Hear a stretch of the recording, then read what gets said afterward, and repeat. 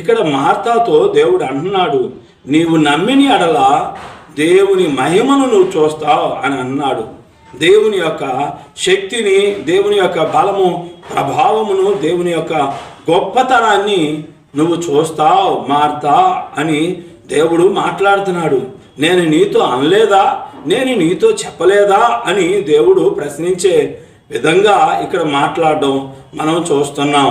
అలాగే యావత్ ప్రపంచంలో ఉన్నటువంటి ప్రజలు, ఆయన నమ్ముకున్నటువంటి ప్రజలందరికీ కూడా దేవుడు తెలియజేస్తున్నాడు, మీరు నమ్మితే నా మహిమను మీరు చూస్తారు.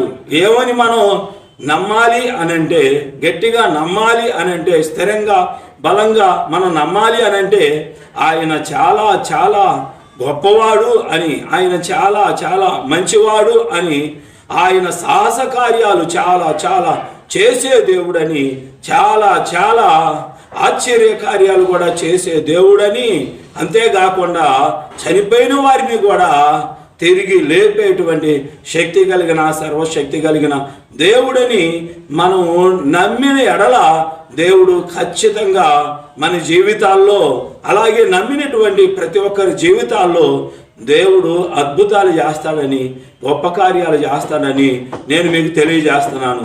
చదివినటువంటి ఇక్కడ ఈ వాక్యంలోనే మనకి తేటగా కనబడుతుంది కదా. చనిపోయి 4 రోజులు సమాధిలో ఉన్నటువంటి లాజర్ని దేవుడు బయటికి రా అని అనగానే సమాధిలో నుంచి బయటికి వచ్చినట్లుగా మనం చూస్తూ ఉన్నాం. దేవుడు ఎంత గొప్ప కార్యం చేశాడు. చనిపోయినటువంటి లాజర్ని దేవుడు బ్రతికించాడు. కాబట్టి దేవుడి బిడ్డలారా, దేవునికి అసాధ్యమైనది ఇహపరములలో ఏది లేదు. దేవుడికి సమస్తము సాధ్యము. కుంటివారు నడిచేలాగా చేశాడు, గుడ్డివారు చూసేలాగా చేశాడు, మోగవారు మాట్లాడేలాగా చేశాడు, అపవిత్రాత్మలు పట్టినవారు, దెయ్యములు పిశాచాలు పట్టినవారు వాటి నుంచి విడిపించబడేలాగా దేవుడు చేశాడు.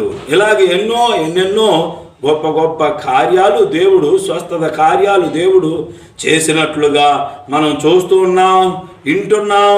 మనం ఇప్పుడు కూడా ఎన్నో చోట్ల ఎంతోమంది జీవితాల్లో దేవుడు చేయటం చూస్తున్నాం, మనం వింటున్నాం. కాబట్టి దేవుడి మీద మనం నమ్మకం ఉంచాలి.